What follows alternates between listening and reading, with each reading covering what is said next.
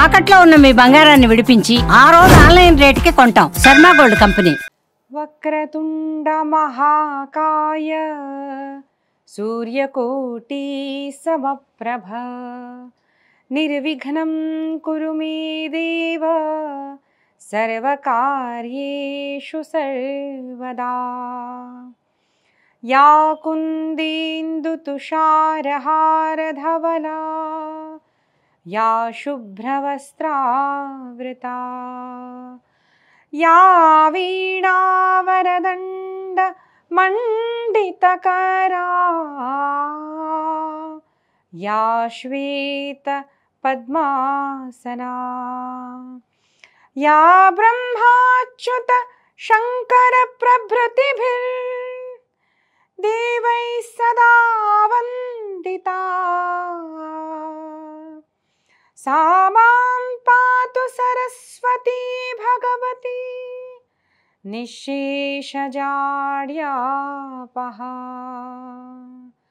భవానీ శంకరౌ వందే శ్రద్ధా విశ్వాసరూపిణౌ యాభ్యాం వినా న పశ్యంతి సిద్ధా స్వాంతస్థమీశ్వరం. వంశీ విభూషితకరాన్నవనీరదాభాత్ పీతాంబరాత్ అరుణబింబఫలాధరుష్ఠాత్ పూర్ణేందుసుందరముఖాతరవిందనేత్రాత్ కృష్ణాత్ పరం కిమపి తత్వమహం న జానే. గురుర్బ్రహ్మా గురుర్విష్ణుః గురుర్దేవో మహేశ్వరః గురుః సాక్షాత్ పరబ్రహ్మ తస్మై శ్రీ గురవే నమః. మాతృదేవో భవ పితృదేవో భవ ఆచార్యదేవో భవ అతిథిదేవో భవ పరస్పరదేవో భవ. శివపురాణ మహాత్మ్యంలో మొదట ప్రారంభమయ్యేది 7 ప్రశ్నలతో. ఈ శౌనకాది ఋషులు 5 ప్రశ్నలు అడిగారన్నమాట. దానికి సమాధానం ఇస్తూ సూత మహర్షి ఇలా చెప్పారు. ధన్యస్త్వం మునిశార్దూల శ్రవణ ప్రీతిలాలసః అతో విచార్య సుధియా వచ్మి శాస్త్రం మహోత్తమం సర్వసిద్ధాంత నిష్పన్నం భక్త్యాది వివర్ధనం శివతోషకరం దివ్యం శృణువత్సరసాయనం కాలవ్యాల మహాత్రాస విధ్వంసకరముత్తమం శైవం పురాణం పరమం శివనోక్తం పురామునే. ఇప్పుడు ఈ గ్రంథం చెప్పేటప్పుడు మధ్య మధ్యలో శ్లోకాలు కూడా ఎందుకు చెప్తాను అంటే ఒక మాట వినండి. ఎప్పుడు కూడా మనం కథారూపంతో చెప్తూ వెళ్ళామనుకోండి, మళ్ళీ వచ్చే జనరేషన్తో కూడా ఏమవుతుంది, విన్నవాళ్ళు మళ్ళీ కథారూపంలోనే చెప్తారు. మనకి ఎక్కడన్నా డౌట్స్ ఉన్నా కూడా ఎక్కడి నుంచి శ్లోకం వచ్చింది, ఈ శివపురాణంలో ఎక్కడిది చెప్పబడ్డారు అని మనకు అథెంటిక్గా ఉండాలి అంటే శ్లోకాలతో కూడి ఉన్న ప్రవచనమే ఉండాలి. కాబట్టి ఎక్కడ ఏం చెప్పారు, ఈ శ్లోకంకి ఈ మీనింగ్ అనేది చెప్పడం అనేది జరుగుతుంది. కాబట్టి శ్లోకాలు చాలా ఇంపార్టెంట్ అండి. సెకండ్ థింగ్ ఏంటిది అంటే ఈ శ్లోకాల్లో ఉన్న శక్తి అది చాలా భిన్నమైనది. చాలామందికి తెలియదు. కొంతమంది చాలా బాధలతో వాళ్ళు బాధలు పడుతుంటారు. ఏంటిదంటే ఇంట్లో ఏదో నెగిటివ్ ఎనర్జీ ఉంటే, లేదు అంటే మా వైవాహిక సంబంధము అమ్మ సరిగ్గా ఉండడం లేదు, మేము ఏం చేయాలి చెప్పండి అంటారు. లేదంటే కొన్ని కార్యాలు ఎన్నో సంవత్సరాల నుంచి జరగడం లేదు అంటారు. లేదు అంటే కొన్ని కోర్టు కేసెస్ ఉన్నాయి అంటారు. ల్యాండ్ అమ్ముడు పోవట్లేదు. ఇట్లా డిఫరెంట్ థింగ్స్ ఉంటాయి అన్నమాట. అలాంటి దానికి ఒక శక్తి రావాలి అంటే మన శాస్త్రంలో అంటే మన వైదిక పరంపరలో శ్రీమద్ భాగవత పారాయణం కానివ్వండి, రామాయణ పారాయణం కానివ్వండి, అంటే మూల గ్రంథ పారాయణము, శివ మహాపురాణం పారాయణం కానివ్వండి, దేవి భాగవత మహాత్మ్య పారాయణం కానివ్వండి చేయాలి. అయితే సంస్కృతం వచ్చు అంటే సంస్కృతంలో చేస్తే అత్యంతంగా ఉత్తమంగా ఉంటుంది.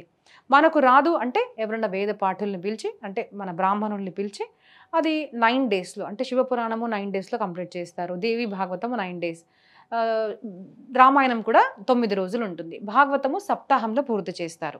అయితే రోజుగా దాదాపు 5-6 గంటలు కూర్చుంటేనే ఈ గ్రంథాలన్నీ పూర్తవుతాయి. అమ్మ మాకంత సమయం లేదు కానీ చేయాలనుకుంటున్నాము అంటే అప్పుడు ఒక నెల రోజులు కూడా మనము ఇది చేసుకోవచ్చు. ఇంకా దీర్ఘకాలం అంటే తామసిక పారాయణం అంటారు. మరి 3 నెలలు 6 నెలలు ఇలా కూడా చేసుకోవచ్చు. కానీ ఉత్తమంగా ఉండేది అంటే నిష్ఠగా ఉండి బ్రహ్మచర్యంగా ఉండి మంచి భోజనమే అంటే ఇంట్లో వండిన భోజనమే తినుకుంటూ ఈ గ్రంథ పారాయణాలు గనక మనం చేస్తే ఎన్నో ఆపదలు దూరం అవుతాయి అని నా ఓన్ ఎక్స్పీరియన్స్తో నేను చెప్తున్నాను. గురువులతో మనం విన్నాము, నేను చేశాను, నాకు కూడా మంచి ఎక్స్పీరియన్స్ వచ్చింది. సో ఇది మీరు చేసుకుంటే చాలా మంచిది. మాకు రాదమ్మా సంస్కృతం ఎలాగా అంటే మీరు ఆ గ్రంథం తీసుకొని దానికి ఉన్న మీనింగ్ ఏదైతే ఉంటుందో అది చదివినా కూడా ఫలితం అనేది దొరుకుతుంది. కానీ సంస్కృత మూలం చదివితే చాలా ఉపయోగపడుతుంది. కాబట్టి శ్లోకంలో చాలా బలం ఉంటుందండి. మధ్య మధ్యలో శ్లోకాలు విన్నా చదివినా కూడా చాలా ఫలితం ఉంటుంది. తర్వాత ఇక్కడ ఏమంటున్నారు సూత మహర్షి అంటే ధన్యోస్మి, నేను చాలా ధన్యుడినయ్యాను, మీరు కూడా చాలా ధన్యులు. ఎందుకంటే మీ ప్రశ్నకి సమాధానం ఏంటిది? భగవద్భక్తి, భగవత్ చరిత్ర. మనం ఎవరితోన్నా మాట్లాడుతున్నప్పుడు కూడా ఎవరితోన్నా అడిగినా కూడా మన సంభాషణ ఎలాగా ఉండాలి అంటే ఒక ప్రశ్న సమాధానం ఎలాగా ఉండాలి అంటే దానివల్లే సత్సంగం జరగాలి. అంటే ఏదో మంచి జరగాలి, వినేవాళ్లకు చెప్పేవాళ్ళకు కూడా మంచి జరగాలి. ఏదో అక్కడిక్కడ మాటలు మాట్లాడమనుకోండి, మాట్లాడేవాళ్ళు వినేవాళ్ళ ఎనర్జీ కూడా వృధా అయిపోతుంది, జీవితం కూడా వృధా అయిపోతుంది.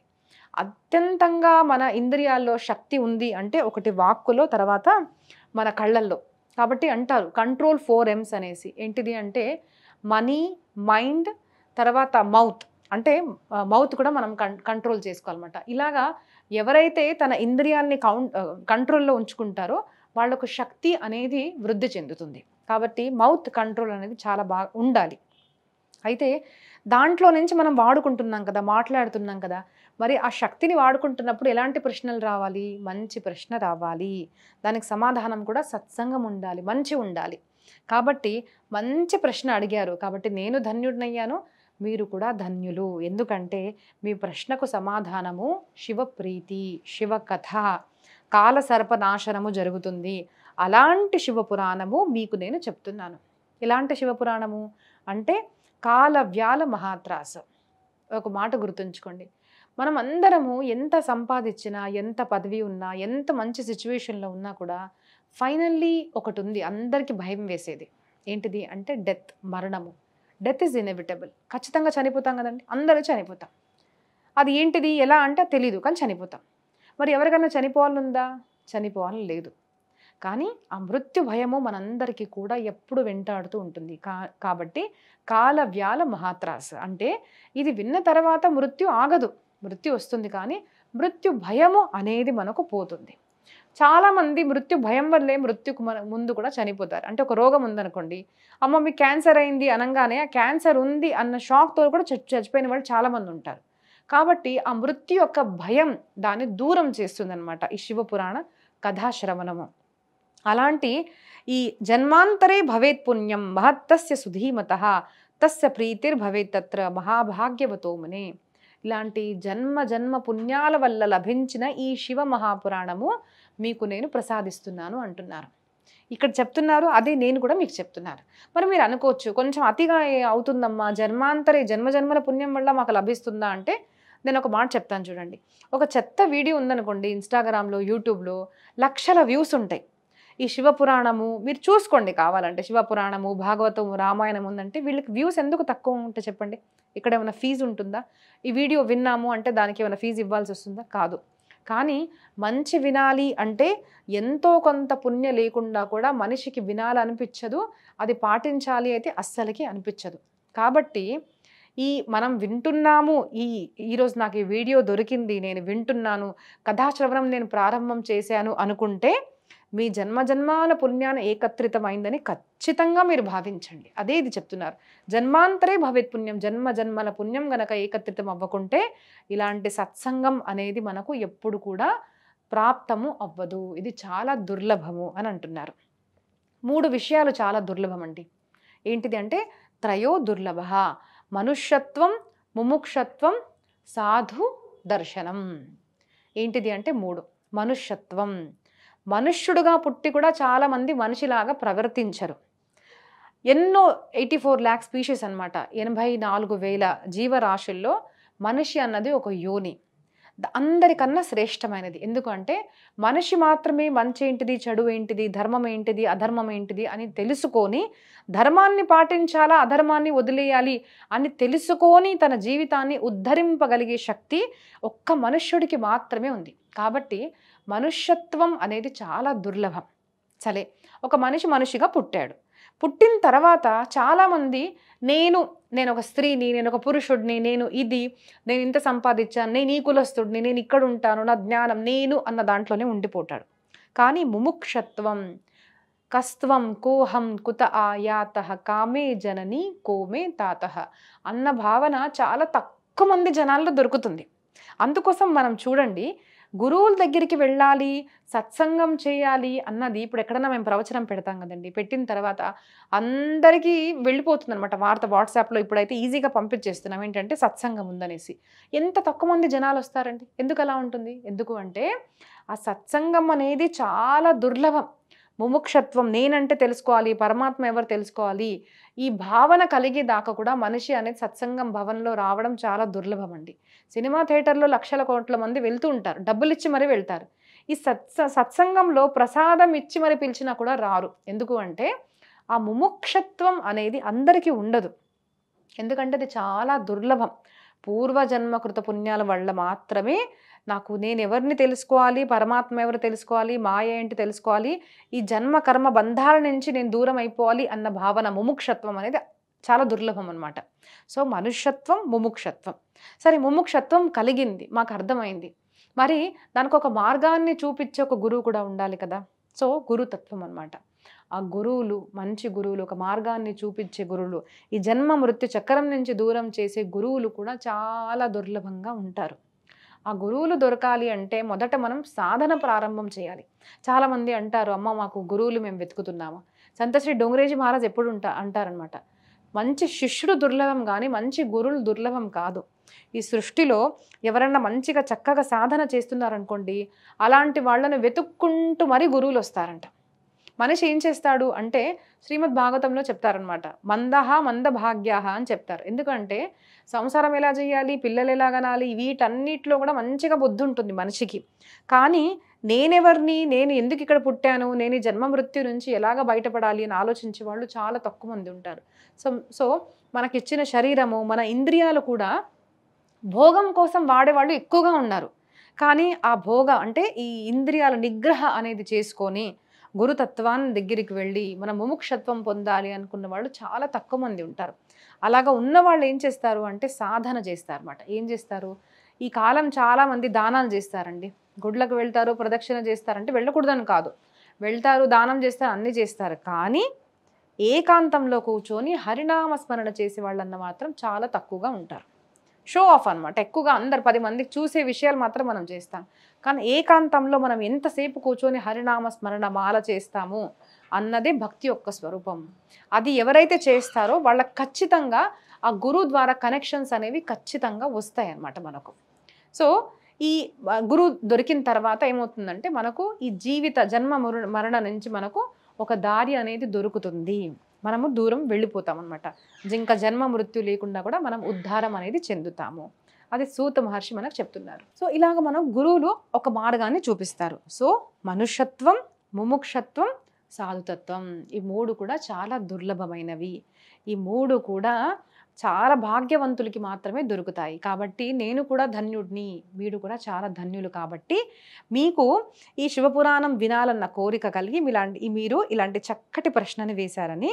శివరూపం క్షితౌ దేయం సేవనీయం చ సర్వథా తథాస్య శ్రవణం ప్రేమ్న సర్వకామ ఫలప్రదం. మరి కథాశ్రవణం ఏం చేస్తుంది అంటే, ఈ కథాశ్రవణం వినడం వల్ల ఏమవుతుంది అంటే అన్ని కోరికలు తీరుతాయి. నేను చెప్పాను కదండి, కథా పారాయణం వల్ల, కథాశ్రవణం వల్ల కూడా అన్ని కోరికలు తీరుతాయి.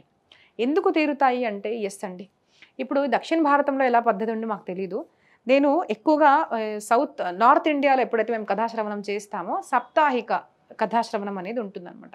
సో ఇలాగ వ్యాసపీఠం పెట్టినప్పుడు ఎన్నో అనుభూతులు ఇలా నేను తీసుకున్నాను. ఏంటిది అంటే ఒక నారియల్ అంటే ఒక కోకోనట్ అనేది తీసుకొని ఆ వ్యాసపీఠ గ్రంథం దగ్గర పెడతారు మొదటి రోజు. పెట్టిన తర్వాత 7 రోజులు కథాశ్రవణం అయిన తర్వాత అది ఇంటికి తీసుకొని వెళ్ళి అది ఇంట్లో ఒక బ్లౌజ్ పీస్లో ఇంట్లో కట్టేస్తారు. లేదు అంటే దాన్ని ఇంట్లో వాళ్ళు ఏ కోరిక ఉందో వాళ్ళు దాంతో ఒక స్వీట్ చేసుకొని తింటారన్నమాట.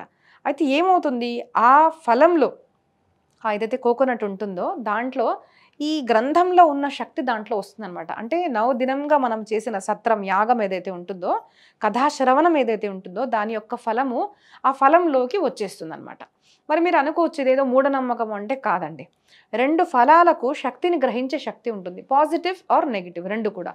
ఏంటిది అంటే ఒక టెంకాయ అంటే కొబ్బరికాయ, రెండవది నిమ్మకాయ. కాబట్టి మీరు చూడండి చేతబడులు లేదంటే నెగిటివ్ ఎనర్జీ, దృష్టి ఇట్లాంటి వాటిల్లో కూడా ఈ 2 ఉపయోగిస్తారు. దృష్టి తీయడానికి కూడా ఇవి ఉపయోగిస్తారు. అలాగే దేవాలయాల్లో కూడా పరమాత్మ దగ్గర ఈ కొబ్బరికాయ టెంకాయ పెట్టడము, తర్వాత నిమ్మకాయ పెట్టడము, అది ఇంటికి తీసుకురావడము. ఎందుకు అంటే అవి ఎనర్జీ అనేవి గ్రాస్ప్ చేస్తాయి అనమాట. సో దేవుడి దగ్గర పెట్టాము, గ్రంథం దగ్గర పెట్టాము అంటే ఆ పాజిటివ్ ఎనర్జీని తీసుకుంటుంది అనమాట. సో మొదట ఇక్కడ పెట్టేసి నాకు మంచి కొడుకు కావాలి, లేదు అంటే నాకు పెళ్ళవ్వాలి, వాటెవర్ మనం కొన్న కోరికలు కోరి అలా గ్రంథం దగ్గర పెడతారు. లాస్ట్ రోజు వాళ్ళు వచ్చి ఇక్కడ నుంచి గ్రంథం తీసుకొని వెళ్ళి వాళ్ళ కోరికలు తీరడం అనేది నేను ఎన్నో ఇలాంటి ఉదాహరణలు చూశానండి. కానీ శ్రద్ధ ఉండాలి మనకు. సో ఇలాగా ఈ గ్రంథ శ్రవణం వల్ల ఏం జరుగుతుంది అంటే ఆంతరిక శుద్ధి, బాహ్య శుద్ధి, అలాగే ఎన్నో కోరికలు కూడా తీరుతాయి అని మనకు చెప్తున్నారు. తథాస్య శ్రవణం ప్రేమ్య సర్వకామ ఫలప్రదం.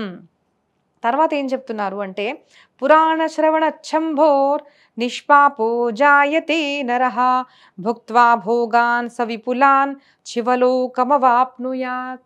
ఈ గ్రంథ శ్రవణం వల్ల ఏమవుతుంది అంటే శ్రవణాఛంభో నిష్పాపో జాయతే నరః, అన్ని పాపాలు కూడా తొలగిపోతాయి. మరి కొంతమందికి అనిపించవచ్చు అదేంటిది ఎన్ని పాపాలు చేసినా కూడా ఒక్కసారి శివపురాణం దొరికితే చదువుకుంటే అన్నీ పోతాయా అంటే కాదండి. దాని తాత్పర్యార్థం తెలుసుకోవాలి.